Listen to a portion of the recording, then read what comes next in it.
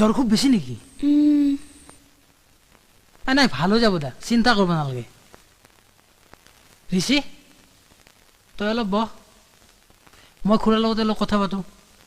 বহ